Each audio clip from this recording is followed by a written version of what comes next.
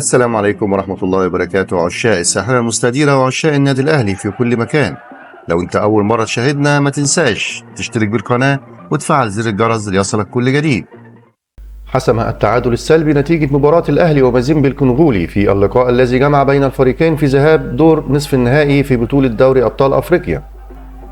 وبدأت المباراة بهجوم من لاعبي الأهلي وضربة ركنية من الناحية اليمنى نفذها علي معلول ووصلت لراس وسام أبو علي الذي حولها خارج المرمى في فرصة خطيرة للغاية.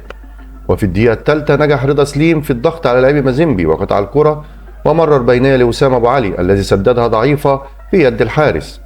تلاها ضغط كبير من لاعبي النادي الأهلي، وفي الدقيقة الثامنة حصل مازيمبي على ضربة حرة مباشرة نفذت داخل منطقة جزاء الأهلي ومرت بجوار القائم الأيسر لشوبير. بعدها هجمة خطيرة لمازيمبي وصلت لمنطقة الجزاء ليهدرها لاعبي بطل الكونغو وسط مطالبات بالحصول على ركلة جزاء بسبب اصطدام الكرة بيد مدافع الأهلي. وأهدر مهاجم مازيمبي في الدقيقة 18 فرصة الهدف الأول بعد أن تسلم كرة عرضية في مواجهة مصطفى شوبير، ورد الأهلي بهجمة خطيرة من رضا سليم الذي سدد كرة قوية مرت بجوار القائم الأيسر لحارس مازيمبي. وفي الدقيقة 22 هجمة خطيرة للاعبي الأهلي تسبب بطء وسام في استخلاص مدافعي مازيمبي للكرة، بعدها سيطرة تامة من لاعبي مازيمبي دون أي خطورة على مرمى الفريقين.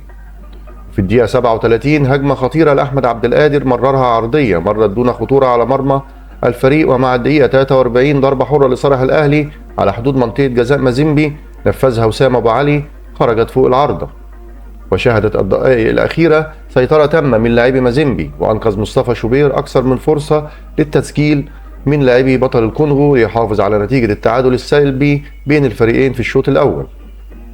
وبدأ الشوط الثاني بضغط من لاعبي مازيمبي ولاحت للفريق الكونغولي فرصة خطيرة وتلاها انطلاقة رائعة من الجهة اليمنى مرت دون خطورة على مرمى مصطفى شوبير. ودفع مارسيل كولر بتغييرين بين الشوطين بنزول بيرسيتاو ومحمود متولي بدلا من المغربي رضا سليم والمصاب أحمد نبيل كوكا، وشكل تاو خطورة على مرمى مازيمبي ووسام أبو علي. سيطرة تامة من لاعبي مازيمبي قابلها تراجع من لاعبي الأهلي ولاحت للأحمر ضربة ركنية نفذها علي معلول في الدقيقة 58 مرت دون خطورة على مرمى مازيمبي. وفي الدقيقة 60 سدد لاعب مازيمبي كرة خطيرة مرت بجوار القائم الأيمن لمصطفى شوبير، وسقط أكرم توفيق في الدقيقة 63 بعد اصطدام مع لاعبي مازيمبي. بعدها محاولات من لاعبي الفريقين ولكن دون خطورة، ولم يستطع أكرم توفيق استكمال المباراة وغادر المباراة وحل بدلا منه محمد مجدي قفشة. وفي الدقيقة 74 فرصة خطيرة للاعبي مازيمبي من داخل منطقة الجزاء وسدد لاعب بطل الكونغو كرة قوية مرت على يمين مصطفى شوبير. وفي الدقيقة 79 دفع كولر بتغييرين جديدين بنزول محمود كهربا وطاهر محمد طاهر بدلا من وسام أبو علي وأحمد عبد القادر.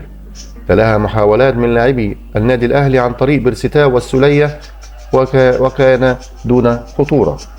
وفي الدقيقة 86 أهدر طاهر محمد طاهر فرصة هدف محقق بعدما تلقى بينية من كهربا وضعته في انفراد أمام حارس مازيمبي، إلا أن مدافع الفريق الكونغولي شتتها قبل طاهر محمد طاهر. ولعب جويل لاعب مازيمبي ضربة رأس في الدقيقة 89 والتي ذهبت بجوار القائم الأيمن لمرمى مصطفى شوبير. وبكده تنتهي المباراة بالتعادل السلبي بين الفريقين، وفي انتظار إن شاء الله فوز النادي الأهلي في المباراة القادمة يوم الجمعة القادم. السلام عليكم ورحمة الله وبركاته.